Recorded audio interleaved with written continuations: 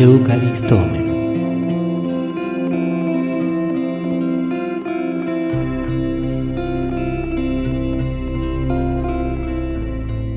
Hoy vamos a sumergirnos en un texto reciente, la Carta Apostólica In Unitate Fidei del Papa León XIV, que conmemora los 1700 años del Concilio de Nicea. Este concilio, allá por el año 325, definió a Jesucristo como de la misma sustancia que el Padre, una fórmula que, ha moldeado el cristianismo desde entonces. La carta papal lo presenta como una defensa casi heroica de la fe bíblica. Pero el propio texto nos obliga a preguntar, ¿fue realmente una defensa? ¿O más bien una transformación? La pregunta que se desprende es si el uso de un término filosófico griego como homoousios, consubstancial, que no aparece en ninguna parte de la Biblia, fue una clarificación necesaria o, por el contrario, el inicio de una helenización que alteró para siempre la naturaleza del cristianismo. Y esa es la médula de nuestra conversación. Yo voy a defender que Nicea fue una respuesta teológica crucial, una barrera indispensable para proteger el corazón de la fe y la doctrina de la salvación. Por mi parte, yo creo que Nicea fue justamente el momento en que todo cambió. Al meterse con la metafísica griega, el cristianismo se desvió de su camino original, el de las historias de la Biblia, iniciando una herencia compleja con la que, como la misma carta sugiere, todavía estamos lidiando. A ver, empecemos por el contexto, porque es imposible entender Nicea como un mero debate de ideas. La carta In Unitate Fidei es muy clara.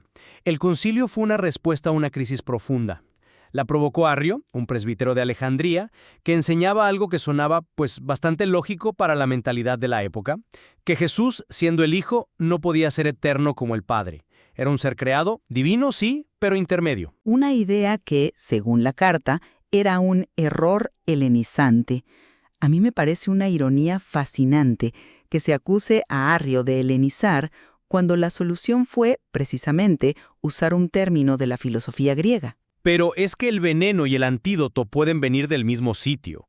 La helenización de Arrio consistía en adaptar la fe a la filosofía popular de un Dios supremo, trascendente, inalcanzable que no podía mezclarse con el mundo material. Su Jesús era una figura más, digerible para la mente griega, pero vaciaba el cristianismo de su poder. La carta lo plantea como una cuestión de vida o muerte para la fe. Cita a San Atanasio, el gran opositor de Arrio, diciendo algo que es la clave de todo esto. Ningún ser mortal puede vencer a la muerte y salvarnos. Solo Dios puede hacerlo. Si Jesús no es plenamente Dios, entonces la salvación no es más que una bonita idea. Entiendo la gravedad del problema, de verdad, pero mi objeción principal está en el método, no tanto en la intención. La propia carta admite, y para mí este es el punto de partida de toda mi argumentación, que los términos ousia y homoousios no se encuentran en la Escritura. Esto es una desviación radical. Se pasa de un lenguaje narrativo, de parábolas, de seguimiento, a un lenguaje de esencias y sustancias. Veo una tensión insuperable en el documento papal. Por un lado, dice que el credo usa el lenguaje sencillo comprendido por los pescadores, pero por otro, celebra la introducción de un concepto metafísico que habría dejado perplejo a cualquier pescador de Galilea. ¿Pero qué alternativa había? La carta insiste en que los arrianos eran maestros de la ambigüedad. Podían aceptar cualquier término bíblico, hijo, verbo, imagen del Padre, y reinterpretarlo a su manera. Decían, claro que es el Hijo, pero como todos nosotros somos hijos de Dios. Claro que es el Verbo, pero un verbo proferido, no eterno. Hacía falta un término que no pudieran manipular. Homoousios fue ese término. Preciso, quirúrgico, un firewall teológico, como lo llama la carta.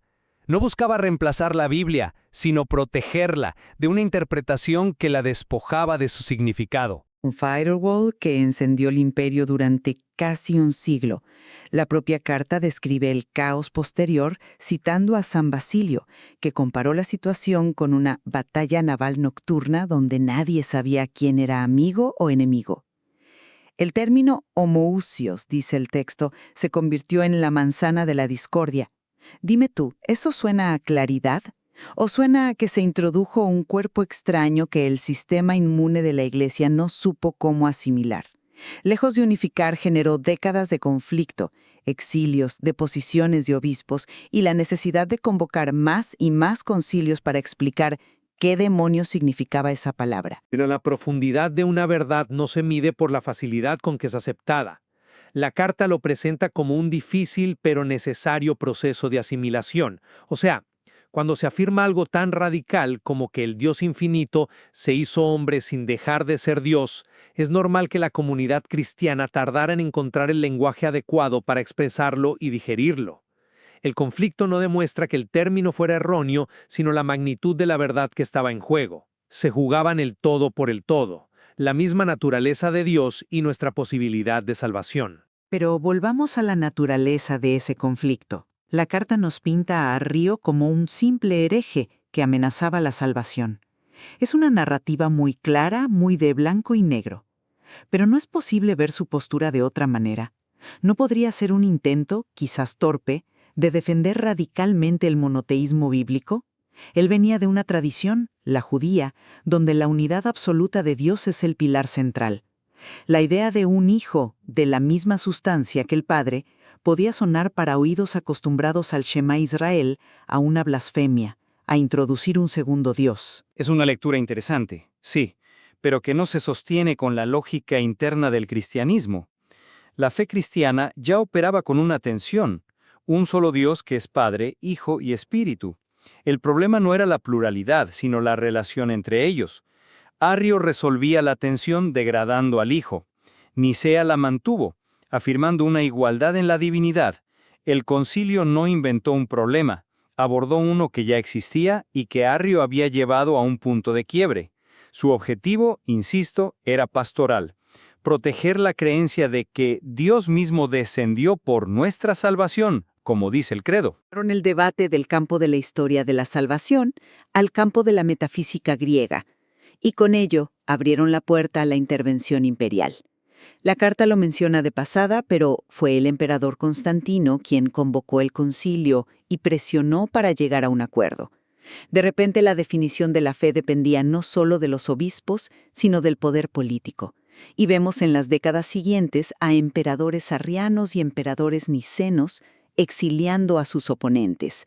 ¿De verdad podemos separar la claridad del término homoousios de la espada del emperador que la respaldaba? La intervención de Constantino es un hecho histórico innegable, claro, pero no invalida la verdad teológica que se alcanzó. La Iglesia usó las herramientas a su disposición, incluyendo la estabilidad que ofrecía el imperio para resolver una crisis que le estaba desgarrando. Y sobre el término, repito, no se puede aislar homoousios del resto del credo. La carta del Papa León XIV subraya que está envuelto en un lenguaje profundamente bíblico y litúrgico: Dios de Dios, luz de luz, Dios verdadero de Dios verdadero. ¿Y crees que esas metáforas resolvían el problema? No lo resolvían, lo contextualizaban. No son abstracciones filosóficas, son imágenes que cualquier cristiano de la época reconocía de los Salmos, del Evangelio de Juan, de la liturgia bautismal. La imagen de la luz que la carta desarrolla es perfecta. La luz que emana del sol es de la misma naturaleza que el sol, no es una luz inferior o de segunda categoría. Conectaba la alta teología con la experiencia de fe del pueblo. Homoousios era el ancla técnica, pero el barco era el lenguaje de la fe vivida. Un ancla que, me temo, se quedó en el fondo del mar para la mayoría. La evidencia que la propia carta nos da sugiere lo contrario. Cita a San Hilario, quien, en medio de estas disputas, dijo algo tremendo: los oídos del pueblo son más santos que los corazones de los sacerdotes. ¿Qué nos está diciendo con eso? Nos habla de una brecha, de una desconexión total entre una élite de teólogos discutiendo en griego sobre sutilezas metafísicas y la gente común. Y te pregunto, ¿de verdad crees que un legionario romano o un campesino de Capadocia en el siglo IV entendía o le importaba la diferencia entre homosucios, de la misma sustancia, y el término de compromiso homoiousios, de sustancia semejante?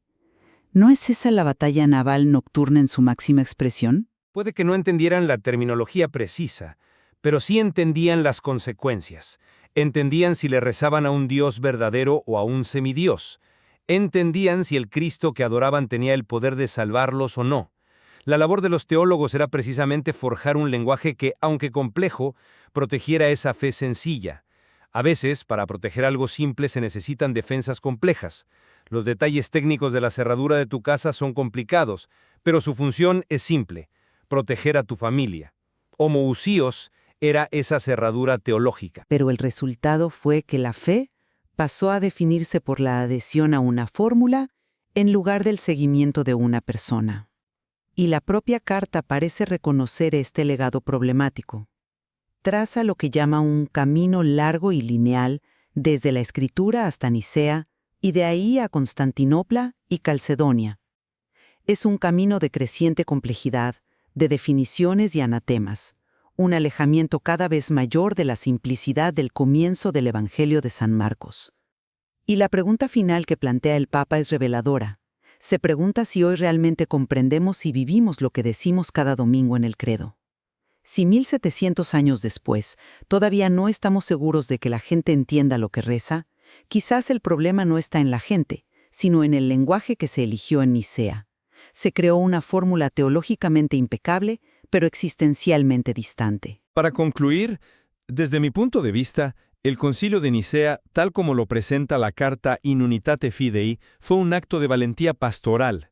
Fue la decisión de no simplificar la fe para hacerla más aceptable, sino de defender su misterio con las herramientas intelectuales más precisas disponibles. El lenguaje filosófico no fue una traición, sino una herramienta de defensa necesaria para proteger el corazón del Evangelio, que en Jesús Dios mismo vino a salvarnos. Sin esa defensa, el cristianismo podría haberse disuelto en una filosofía moralista más.